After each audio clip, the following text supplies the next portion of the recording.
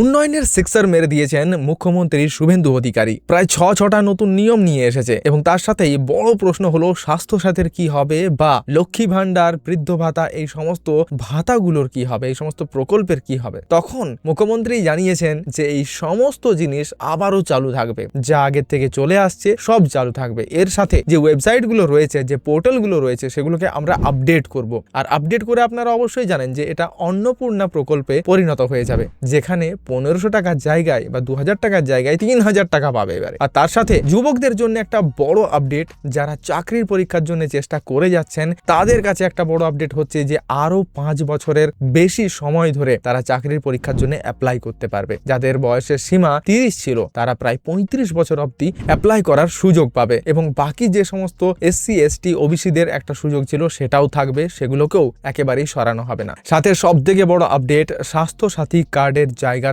এবারে আমরা দেখতে পাবো আয়ুষ্মান ভারত প্রকল্প, যা শুধুমাত্র পশ্চিমবঙ্গে বর্ডার দিয়ে নয়, বরঞ্চ সেই বর্ডার পার করে পুরো ভারতবর্ষে যত বড় বড় হাসপাতাল আছে সেই সমস্ত হাসপাতালে এই আয়ুষ্মান ভারত প্রকল্পের সুযোগ পেয়ে যাবেন। এবং তার সাথে বাংলাদেশ এবং ভারতের যে একটা বড় সীমানা নিয়ে প্রবলেম ছিল, যেখানে তার কাঁটার বর্ডার দেওয়া যাচ্ছিল না, কারণ জমির যে ব্যাপারগুলো ছিল সেগুলো কমপ্লিটই করা হচ্ছিল না পশ্চিমবঙ্গের তরফ থেকে, সেটাকে একেবারেই গ্রিন সিগন্যাল দিয়ে দিয়েছেন মুখ্যমন্ত্রী শুভেন্দু অধিকারী। তিনি জানিয়েছেন কাল থেকেই শুরু হয়ে যাবে এই বর্ডারের নতুন সিস্টেম, আর তার কাঁটা পড়ে যাবে ভারত এবং বাংলাদেশের সীমান্তবর্তী এলাকাতে।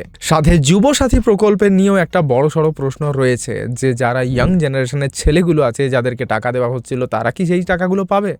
এটার ক্ষেত্রেও কিন্তু গ্রিন সিগন্যালই দেখতে পাওয়া গেছে, অর্থাৎ এই টাকাও কিন্তু আগামী দিনে সমস্ত যুবকরা 40 বছর অবধি পেয়ে যাবেন।